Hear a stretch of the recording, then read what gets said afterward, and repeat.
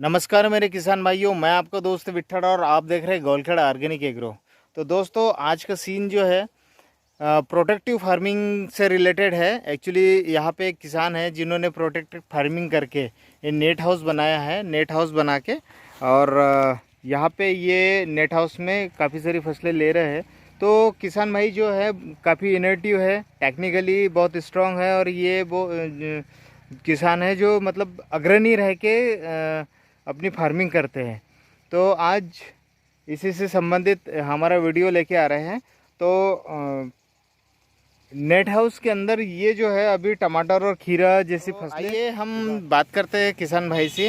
नमस्कार भाई साहब। नमस्कार। एक परिचय दीजिए अपना। मेरा नाम मेघराज धाकड़ है। मैं जी। सातनेर का निवासी हूँ। जी जी। और इस तरह से धाकड़ साहब, आप जो है खेती के मामले में आप उन्नत तरीके से खेती कर रहे हैं। जी। ठीक है। और अब मैंने देखा कि इस एरिया में सबसे पहले हल्दी की फसल आपने ली थी। हाँ। ठीक है। तो उसके बाद में जो है अभी भी आप सब्जी वर्ग की काफ़ी सारी फसलें उगाते हैं और अभी जो है हम आपके नेट हाउस के अंदर है। तो इस एरिया में नेट हाउस मेरे ख्याल से ये पहला है। हाँ, अपने है ना? आठनेर ब्लॉक में। आठनेर ब्लॉक में तो पहला है, बाकी दूसरे ब्लॉक में तो होते रहते हैं, लेकिन यहाँ पे हमारा पहला है। तो हम एक्चुअली जो प्रोटेक्टिव फार्मिंग आप कर रहे हैं, एक संरक्षित खेती जो कर रहे हैं, इसका फ़ायदा वाकई में होता है या नहीं होता, ये हमें बताइए। जैसे कि मान लो संरक्षित खेती आपने की है तो इसमें टेम्परेचर कंट्रोल है, जो धुआर पड़ती है वो फसल को नुकसान पहुंचाती है, तो उससे फ़ायदा होता है कि नहीं होता, ये नहीं, बताइए। इसमें कम असर होता है द्वार का। होता है, कम होता है। कम होता है, बहुत कम। जी। तो मतलब जो पाला वाला पड़ता है ये इसका फसल नहीं, पाले का असर नहीं होता। पाले का असर नहीं होता। तो किसान भाइयों, जो इसमें संरक्षित गर्मी बहुत होती है अंदर। अच्छा, थोड़ा सा टेम्परेचर हाई हो जाता है हाँ। क्योंकि हवाएं एकदम डायरेक्ट नहीं चलती है। लेकिन यह है कि आपका दूसरी चीज़ों से और कीट पतंगों से भी हाँ, थोड़ा वो सी भी कम रहते हैं। अच्छा। तो संरक्षित खेती का फायदा ये है किसान भाइयों कि इसमें जो है एक तो पाले का असर नहीं होता है, उसके अलावा जो फॉग गिरता है उसका असर कम होता है। ठीक है। और उसके अलावा जो कीट पतंगे हैं जैसे वाइट फ्लाई है, फ्रूट बोरर है और आपका सूट बोरर है, ये एक्चुअली जो अटैक करते हैं फसल पे वो नहीं करते हैं। तो इससे इसको फ़ायदा मिल जाता है। और आइए इसके बाद में हम फसल के बारे में बात करते हैं। धाकड़ जी, एक बात बताइए कि अभी यहाँ पे खीरे की फसल है। जी। ठीक है। मेरे को लगता है एक दो दिन हुए हार्वेस्टिंग, मतलब तुड़ाई हो गई होगी हाँ, आपकी। कल ही की है उसकी थोड़ी। अच्छा, कल की है। तो इसलिए इसमें फल वल नहीं दिखता, बाकी इसमें फ्लावरिंग काफ़ी अच्छी है। तो किसान भाइयों, आप देखोगे कि यहाँ पे फ्लावरिंग काफ़ी अच्छी है। हर इस पे फ्लावरिंग पास पास दी हुई है, हर नोट के बाद में फ्लावरिंग है, मतलब फ्लावर ही फ्लावर है। और आपको फ्रूटिंग भी देखने को मिलेगी, यह है यहाँ पे देखेंगे तो ये फ्रूट्स है। ये इधर है नहीं, हर पत्ते पर फ्रूटिंग है। हाँ, फल काफ़ी मात्रा में है। तो धाकड़ जी, ये वैरायटी कौन सी है? ये रागिनी लाई थी। अच्छा, रागिनी। अच्छा अच्छा अच्छा अच्छा। नलिनी है। हाँ, ये नोबल सीड का ये NBH 882 है और अंकुर की नलिनी। अंकुर की नलिनी है। तो ये वैरायटी है इनकी वाली। तो यहाँ पे 3 वैरायटी इन्होंने लगा रखी है, तो आप देखोगे तो। अच्छा, एक चीज़ और धाकड़ जी अपन जानना चाह रहे थे कि जैसे ये तो आपकी ककड़ी की बेला हो गई, कोकुम्बर हो गया, लेकिन ये बीच में जो सूखा सूखा दिख रहा है ना, ये टमाटर है। तो किसान भाइयों, ये टमाटर है, इसकी क्या कहानी हो गई है और ये संरक्षित खेती का क्या फ़ायदा है, वो मैं आपको आज बताने वाला हूँ। तो धाकड़ जी से हम जानना चाहते हैं कि धाकड़ जी, ये टमाटर सूख गया और इसमें कोकुम्बर हरा है, तो ये क्या हो गया था? ये टमाटर असल में गर्मी का लगाया हुआ है अपना। अच्छा अच्छा। ये जुलाई तक फल दिया है इसने। हाँ हाँ। उसके बाद जब अधिक वर्षा हुई तो ये ख़त्म हो गया। अच्छा। और उसके बाद में फिर टमाटर को बिना फेंके हाँ। ये ककड़ी की बेल चल जाए, इसलिए उसको ककड़ी लगा दी उसमें। अच्छा। तो किसान भाइयों, यहाँ पे ध्यान रखने वाली 2 बातें हैं। पहली चीज़ ये है कि जून जुलाई के महीने में कभी भी इस एरिया में टमाटर की खेती नहीं की जा सकती है, लेकिन धाकड़ जी ने इस साल जून जुलाई तक भी इसमें से फ्रूटिंग ली है। तो इसका मतलब ये है कि इन्होंने एक अच्छा रेट लिया। ये तो आप जानते ही है कि इस साल जो है टमाटर के रेट क्या थे जून जुलाई में, तो उस हिसाब से इन्होंने फ़ायदा भी लिया है इस प्रोटेक्टिव फार्मिंग का।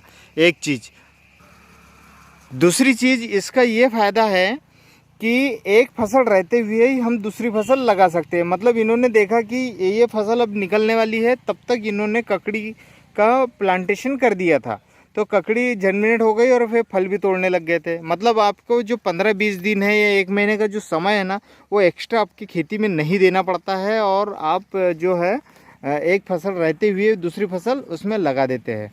ये प्रोटेक्टिव फार्मिंग का फ़ायदा होता है, एक चीज़। दूसरी चीज़ इसमें जो है, जैसे मान लो यहाँ पे मल्चिंग और ड्रिप लगा के इन्होंने फार्मिंग कर रहा है, ये बेड पूरे साल भर रहेगा। तो ये एक चीज़ ये है कि इनका जो बेड है ना, ये बेड भी ख़राब नहीं होता। मल्चिंग पूरी जैसी की तैसी रखी है, तो ये इनकी एक बार आपने बेड बना के प्रिपरेशन कर दिया, तो ये भी एक आपका जो लैंड कल्टीवेशन का जो खर्चा है ना, ये भी आप बचा सकते हो। उसके अलावा आपको बार बार लेबर का भी खर्चा आपने बचा लिया। उसके अलावा आपकी जो मल्चिंग है ये भी बच गई। मतलब एक बार आपने मल्चिंग डाली और 1 साल चल गई, और फसल भी आपने 1 से 2 फसलें भी आपने ले ली। तो प्रोटेक्टिव फार्मिंग का ये फ़ायदा है। तरबूज भी लगाना।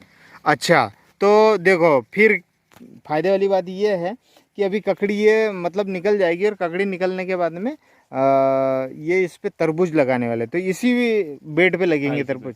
तो इसी बेड पे ये तरबूज लगाने वाले हैं बिना कल्टीवेटर कल्टीवेशन किए, तो इससे इनको फ़ायदा ही होने वाला है। अच्छा, तो यहाँ पे बता रहे धाकड़ जी कि ये साइज़ का जो फ्रूट है ये तोड़ सकता हूँ? हाँ, तोड़ लीजिए। हाँ, तो ये जो है इस साइड का जो फ्रूट है, इस मतलब ये 150-200 ग्राम करीब का होगा ये। तो 150-200 ग्राम के जब फ्रूट हो जाते हैं, तब इसको तोड़ लिया जाता है। इसमें कीट प्रबंधन क्या करते हैं, मतलब कौन से कीट लगते हैं? कुछ इसमें तो जैसे फफूंदी आता है ककड़ी में, ज़्यादातर बीमारी। अच्छा, हाँ, पत्ते पर जो पीलापन आता है, एकदम से अटक जाता है, हाँ, वही लगते हैं। वैसे इल्लियाँ कम लगती है इसमें। जी। तो धाकड़ जी बता रहे हैं कि इसमें इल्लिया वाला नहीं लगता। एक्चुअली क्या है, ये प्रोटेक्टिव फार्मिंग का एक फ़ायदा ये भी है कि कीट पतंगे अंदर नहीं आती।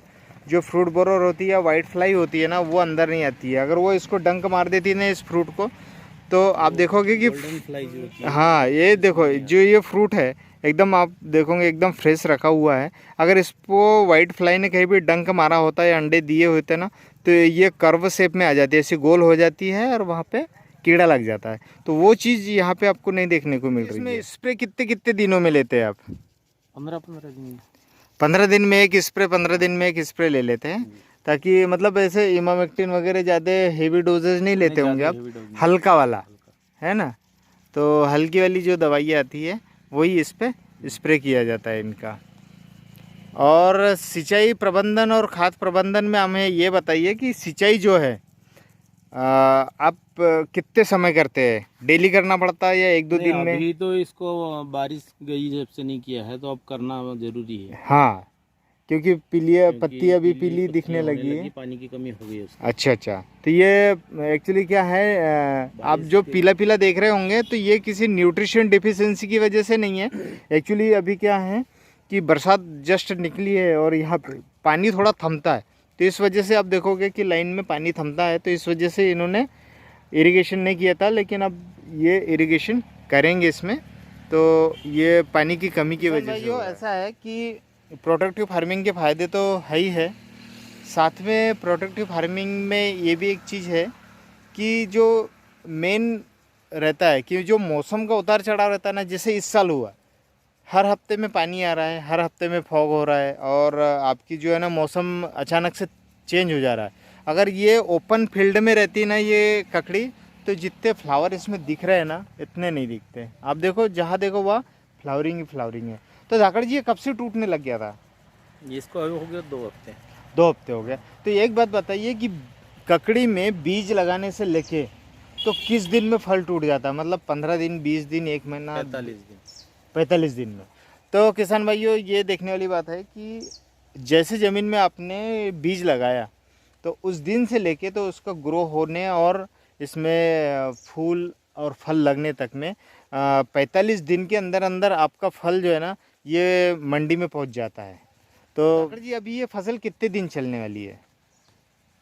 अभी और ये ज़्यादा एक आध महीना और चलेगी।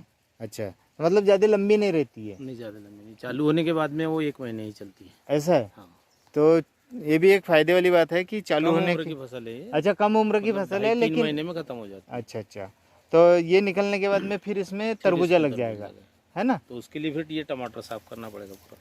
हाँ, तो तो वो नीचे ही नीचे रहता हाँ, क्योंकि इस बार पूरा सफाई होगी हाँ। इसकी। तो धाकड़ जी बता रहे हैं कि इसमें अभी लगने वाला है तरबूज, और तरबूज लगने के लिए वो एक्चुअली ज़मीन पे चलता है ना, तो ये पूरी सफाई होगी पहले और उसके बाद में वो होगी। लेकिन बेड ऐसे ही रहेगा, मल्चिंग ऐसी ही रहेगी। यहाँ पे खाद का आपका मैनेजमेंट है वो तो आप पूरा मंचूरी से देते हैं, हाँ जी। है ना? तो अभी खाद कौन सा देते हैं?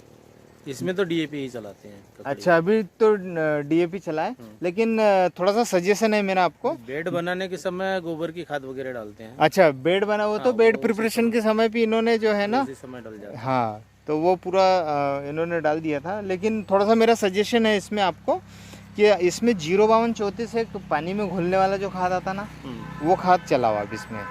तो इसमें क्या होगा, 05234 चलाओ और उसके एक हफ्ते बाद में ना आप चलाओ उसमें 00 13 045।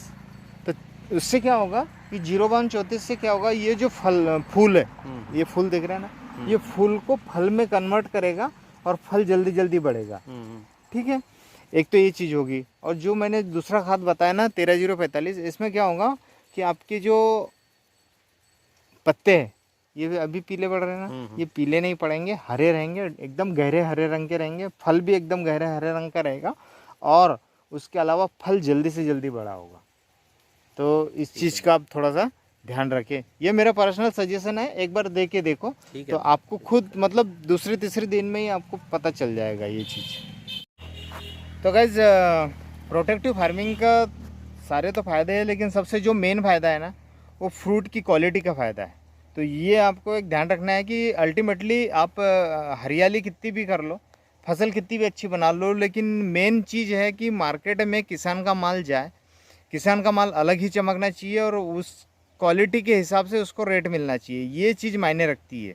तो आप देखोगे कि फ्रूट का कलर एकदम ग्रीन है, डार्क ग्रीन लिए हुए, हल्का सा इसमें वाइटनेस है, येलोनीस है, तो वो तो वैरायटी का वो है। और बाकी आप देखोगे तो ये जो है ना, इसके अंदर बीज की मात्रा जो है वो है, लेकिन बीज मैच्योर नहीं हुआ है। मतलब ये है कि हल्का सा जो है ना अभी ये मैच्योर होने में टाइम था। लेकिन इसका टेस्ट देखते हैं, मीठी ककड़ी है।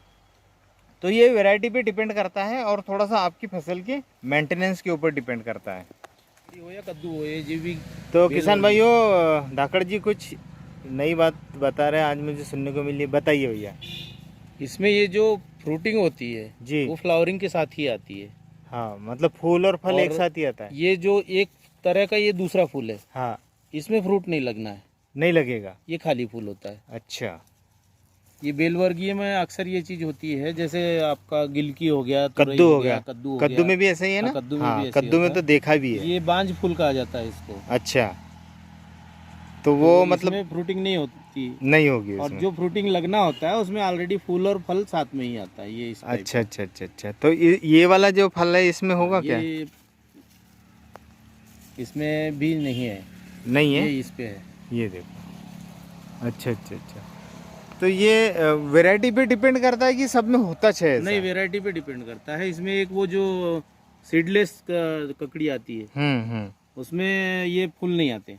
अच्छा, तो इनका कहना है कि जो रिसर्च वैरायटी है जो सीडलेस आती है, सीडलेस कुकुम्बर जो आता है जिसके अंदर बीज नहीं होता है, ऐसे ही कह रहे हैं ना भाई साहब? हाँ, वो एकदम ग्रीन कलर। हाँ, एकदम डार्क ग्रीन होती है, वो पॉली हाउसेस में किया जाता है ना, इन्वायरमेंट को कंट्रोल करके जो खेती की जाती है वहाँ पे उस वैरायटी को ग्रो किया जाता है। वो नेट हाउस के लिए अभी सूटेबल नहीं है एक्चुअली। तो इसमें अपने ये एक पत्ते पर एक ही फल है। अच्छा, उसमें एक पत्ते पर 3 से 4 फल आते हैं। अच्छा, ये है वो। हाँ, जी जी, तो वो बीज भी महंगा आता होगा। बीज भी महंगा। अच्छा, बीज महंगा है, उसका मेंटेनेंस भी महंगा है। तो ये एक आज एक नई चीज़ पता चली है। सेंटर से ही मंगाना पड़ता है, वो अपने तरफ मिलती भी नहीं। ऐसा है क्या? हाँ, कोई उगाता नहीं तो दुकानदार भी क्यों रखता होगा? जी, एक बात बताइए, ये तो सारी बातें हो गई, सबको मालूम है कैसे उगाना है, क्या करना है, सारी बातें हैं। लेकिन एक चीज़ ये बताओ प्रैक्टिकली, मतलब कि जैसे नेट हाउस अपन ने बनाया, इसमें खर्चा आया 3-4 लाख रुपए तो आया होगा कम से कम। ये पाइप देखो, GI पाइप लगे हुए हैं, 15-15, 20-20 फीट के पाइप है। ऐसे कितने पाइप लगे होंगे, बहुत सारे पाइप लगे हुए हैं। ये 105 पाइप है। 105 पाइप है, तो आप खुद ही सोच सकते हैं 20x25 या 20x30 या 30x20 पे इन्होंने लगा के, और फिर वहाँ पे एक पाइप ये यहाँ लगा है, ठीक है। दूसरा पाइप इनका 26 फीट का है। तो ये देखो, ये दो पाइपों के बीच में चौड़ाई में 26 फीट है, और ये गैप जो है जी, ये 22 फीट का है। ये 22 फीट का है। तो आप देख सकते हैं कि मतलब कितना एरिया इन्होंने कैप्चर किया है। उसके अलावा इसमें खर्चा क्या आया होगा, तो ऑलमोस्ट धाकड़ जी क्या खर्चा आया होगा? ये सेकंड का लिया था अपन ने। अच्छा, ये पाइप, से हाँ हाँ, पूरा सेट सेकंड का था ये, तो ये उस समय 10 लाख में पड़ा था अपने को। अच्छा अच्छा अच्छा अच्छा कंप्लीट कस के उन्होंने दिया है। अच्छा, उन्होंने बना के दिया था। अच्छा, तो गाइस ये 10 लाख का ये सेट पड़ा बता रहे हैं, और उन्होंने पूरा बना के भी दिया था एक्चुअली। तो उसमें लेबर वेबर भी लगी होती है, सारी कास्ट जोड़ के ये। लेकिन थोड़ा सा मेंटेन है, ऐसा नहीं है कि सेकंड का है तो बहुत ज़्यादा बेकार है, ऐसा नहीं है। सेकंड का भी है, पर हाँ 3 साल तो हो जाएगा, चल जाएगा ये। 3-4 साल तो नेट का कुछ नहीं होना, पाइप तो कुछ होना ही नहीं है, पाइप का कुछ नहीं होना, बस ज़्यादा से ज़्यादा नेट फटेगी, इससे ज़्यादा क्या होगी। तो नेट आप बदल सकते हो, सील भी सकते हो। तो ये नेट वही है ना भाई साहब जो अपन बाजार में देखते हैं वो? नहीं, ये अलग क्वालिटी। अच्छा, तो कितने % वाली है? 90% की है क्या? हाँ, ये ये 90%। 90% वाली एक्चुअली इन्होंने मेट यूज़ किया है, ताकि अंदर बिल्कुल भी आपको धूप का एहसास नहीं होता है। धूप दिख तो रही है लेकिन लगती नहीं है उतनी ज़्यादा।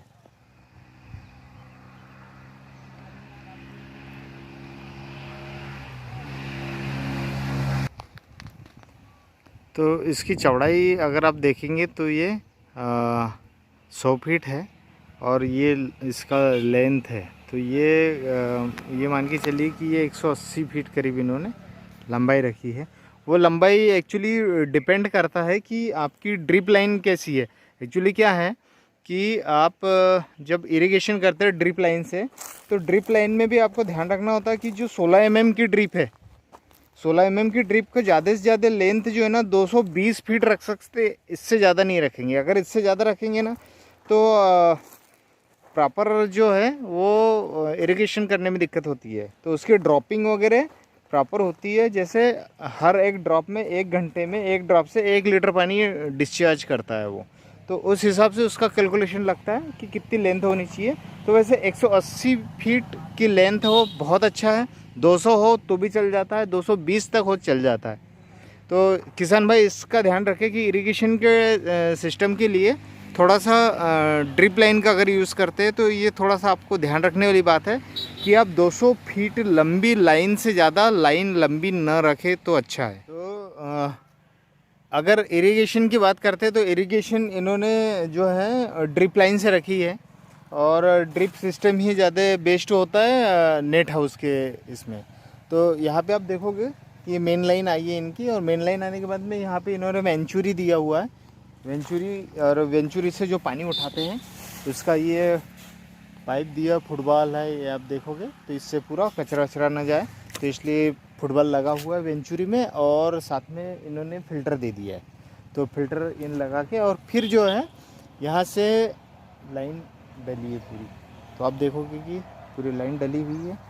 इन्होंने 3 फीट का डिस्टेंस रखा है 2 लाइनों के बीच में, और काफ़ी अच्छे तरीके से 16 mm की इन्होंने ड्रिप रखी है। तो ये काफ़ी अच्छी चीज़ है।